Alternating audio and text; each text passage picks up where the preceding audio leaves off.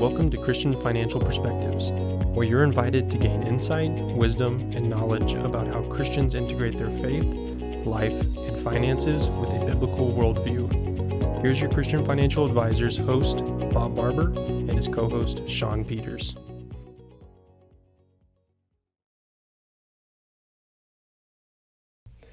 Welcome to another episode of Christian Financial Perspectives. We're so glad that you joined us today, whether that's on video or audio. But if you are checking us out on YouTube right now, we'd love for you to hit that subscribe button and like this video. If, of course, you like episodes on financial topics from a Christian perspective. And last time we checked, we're still at about 80% of viewers haven't subscribed. You say that a lot, Shawn. I know. Well, it hasn't changed. Like I'm hoping for us to hit a 70 or 60%, okay. that haven't subscribed. Maybe we'll work our way down. Yeah. But so again, if you like episodes on financial topics, but from a Christian perspective, we'd love for you to hit that subscribe button. It helps us, and it also helps other potential viewers to find the content. So today we have a special program on 12 life events requiring financial advice and planning. And so today we're going to just cover part one. So it's going to be the first 6. And Bob, what do you think about this topic?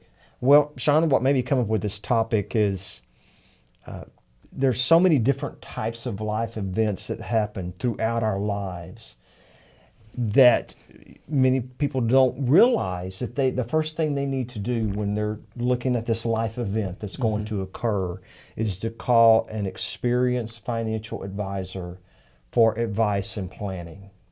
And so that's where I came up with this list. This list is from over 30 years of experience in seeing this. And many times I will see these life events occur, and financial planning is the last thing that people think of when these life events occur, where it should be one of the first things that they think of. That's right. Okay? And I think a lot of people might, if you're watching right now, you might be thinking, well, yeah, retirement planning. That's probably like what else would you really need financial planning or advice for? But as you're going to learn in these 2 episodes, there are at least 12 major life events that you should be looking at getting some financial advice and planning. And this will not only help you, today's program, but maybe it's somebody that's going through one of these life events. So we do have the first one is retirement planning. And Shawn, this is not something you should wait until you're retired to then do the retirement plan. Okay, Yes. And that's what I see more times than not. Okay, I'm retired now. Now what? Wait a second. That's okay. We can do it. Well, speaking of planning ahead and not wasting to the last minute, you actually had a really good verse for this. Yeah. Proverbs 21:5. You want to read that one? Sure. The plans of the diligent lead surely to advantage, but everyone who is hasty comes surely to poverty. So, okay. And that's the importance of pre-planning.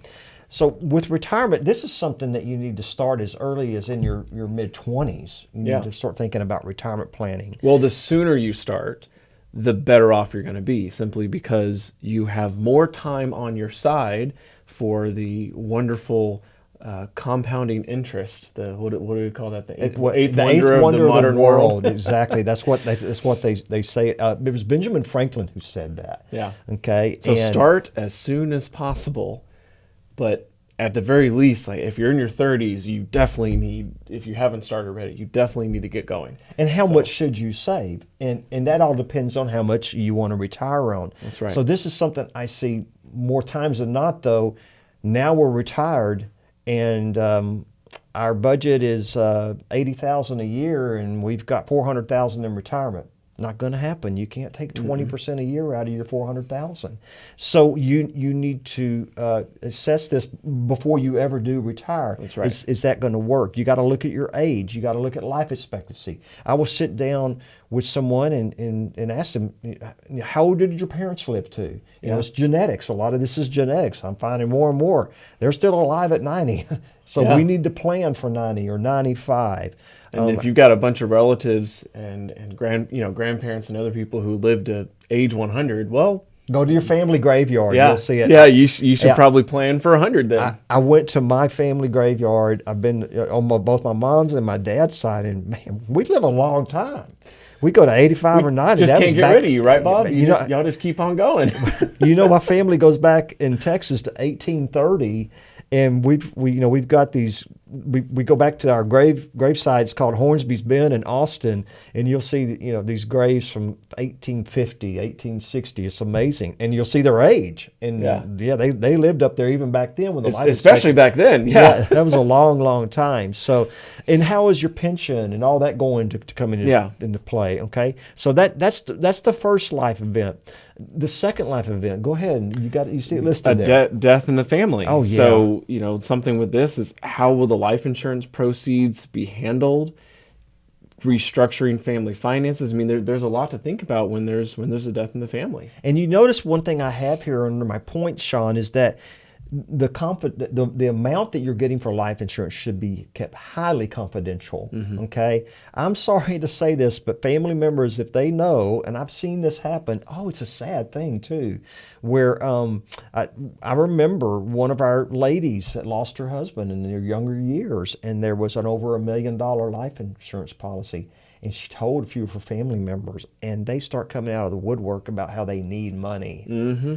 And I was like, oh my goodness, so she should not have shared that. Needs to keep that confidential, even keep that probably from the children.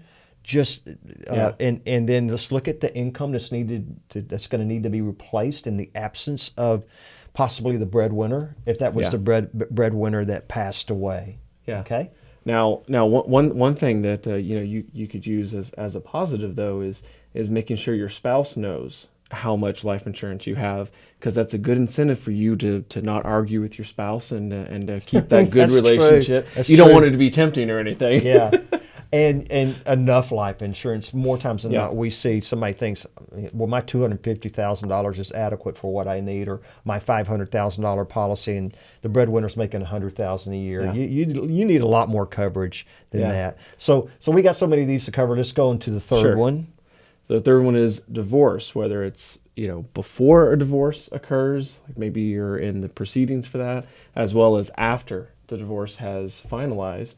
There's a lot of things to think about. We're working with an individual, and it was from a divorce, and really I wish so much so that I had been able to meet with her before the divorce, because the settlement that she got from the divorce and the lifestyle that she was used to living, there's no doubt that his attorney took advantage of her, really took advantage of her. And now she's got to really readjust her lifestyle. Yeah. And she was married to this man for over 40 years. So are you receiving enough is the bottom line. Yeah. And enough to replace the lost income. And how are you going to handle that settlement? Right. And we'll definitely work with your attorney and bring the numbers to the screen where you can see them and everybody can see these numbers.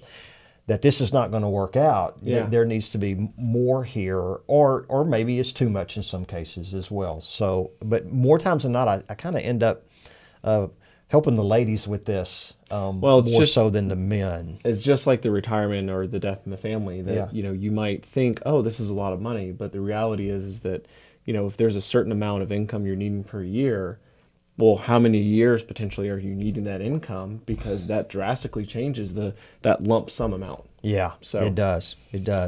All right, this fourth one. Number 4, new marriage. Yep, and it's new marriage. When I say new marriage, it might be the first marriage, or it might be a second marriage because of the death of a spouse or a divorce. But now we've got a plan for 2 instead of 1.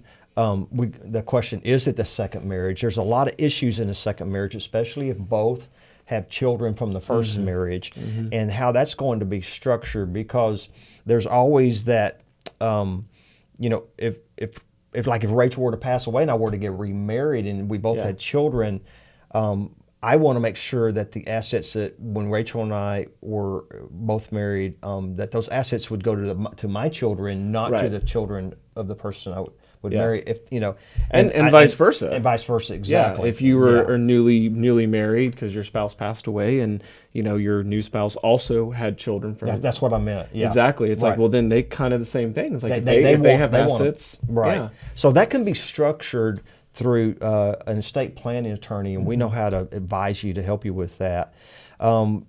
The second thing is financial goals. When you have two people come together, they have different financial goals, and we need to get those goals to where those goals align with each other. And the other thing too, Bob, is you have people who get remarried, and usually each person already has someone that has kind of been their financial advisor, and so when you get married, there's a good chance that you're going to fire one advisor and you're going to keep the other one. It's just something to think about, that it's not like nothing changes. It's like you said, two becoming one. Well, it doesn't really make sense to have two separate financial advisors. You really, at the very least, you need one that's like your primary advisor. Yeah. Maybe you have another one, you get a second opinion like a doctor. Well, but like I said here, my point that I have too, Shawn, is I've seen more times than not. I've served the husband and the wife for 20 years. Mm-hmm. The husband passes away. The wife gets remarried within the next 2 years. And once she gets remarried, that new man, there's kind of an ego thing here. That man's like, we're not going to use that financial advisor that you and your husband use. We're going to use the one that I've got. Exactly. Yeah, I see that. So there's a lot of ego involved there, especially with us men. I'm a man, so I'm going to say it. Are you saying we sometimes have an ego problem? Oh, yep, we do. Especially when it comes to finances. I know. I know how to do it better, So that needs to be looked at. That's a life event. Exactly. That's a major life event. Okay, the fifth life event is a disability or a major illness. And when this comes along, you definitely need to get with your financial advisor or planner, look at how this is going to affect it. Is there going to be a loss of income for a while? That's right. You remember when Rachel got cancer, and thank goodness we had very good disability on Rachel and I. I didn't need to collect any disability because I was not disabled, but she was for a couple of months, and that loss of income that she was making because she was working with the firm then kicked in. Yep. And I'm glad that we had the disability, and it definitely helped us between that and our health insurance, and then Christian Healthcare Ministries covered the deductible. We were out no money at all. That disability insurance, or that like for loss of income from maybe even just a temporary illness, like a major illness, that is definitely one of the most common things that we have seen, over the years, is that people, they'll have life insurance. But if you've got life insurance and you don't have disability, you're far more likely during your lifetime to need some sort of disability or like a major illness, like income replacement insurance, than you are the life insurance. Because as I'm sure you're aware, Bob, but you only need life insurance once. Yeah. But you might need the disability insurance more than once. Exactly. So it's very important. All right. So this is going to take us up to our last one for today. So we're covering 6 for today. Next week, we'll cover 6 more of these major life events that really you need financial advice or planning for. This last one is, and it's a very important one, we're ending up probably the last one is the biggest one, is before any large purchases are done, like a new home, a second home, an investment property, an expensive vehicle. Vehicles today can easily run $50,000. A boat, an RV, or an airplane. I've even had a couple clients purchase airplanes. And even the small airplanes are expensive. Exactly. So can you afford this? Can your financial plan afford that new boat? Can you afford that second home? What's going to be the long-term cost of that? And will there be a loss of return on the dollars withdrawn? And Shawn, one of that opportunity cost. Yeah. Well, one of my things is I never like to put money into anything that's not going to be worth more money later. Yeah. Yeah. And so if you're sometimes you do it though, but I think very seldom do I do that. You told me a story one time because I wasn't here at the time, but you had a client that wanted to take like the whole family. So it was like themselves, their kids, and the grandkids on this like big cruise. Right. And I think it was $15,000+. Right. It was pretty good amount when you got a whole bunch of people. And what's really great in a situation like this is even if it's something like that, you can plug that information in. Like we use eMoney. One of our previous episodes was one on eMoney, but basically, you plug that information in, and I believe at the time, just based on how long their life expectancy was, still because they're already in retirement, that $15,000 was technically a $60,000 opportunity cost. That's right. That's correct. So, but once you plug the numbers in, they were able to see that, oh, even with that being the $60,000 opportunity cost, they were still well within where they needed to be between now and age 90.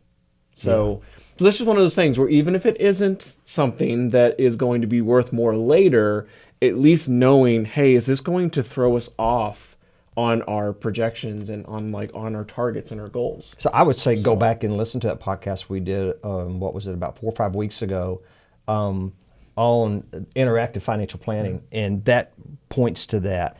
So just be very, very careful about taking money out of your financial plan that's going to really relate to, you're going to have less dollars. It's going to be worth a lot less. Now, a second home or an investment is maybe a different story that could be worth more. That should go up in value. Yeah. So that's going to do it today for the first 6 life events. Next week, we'll come back with part 2 as we cover these 12 life events that require financial advice and planning.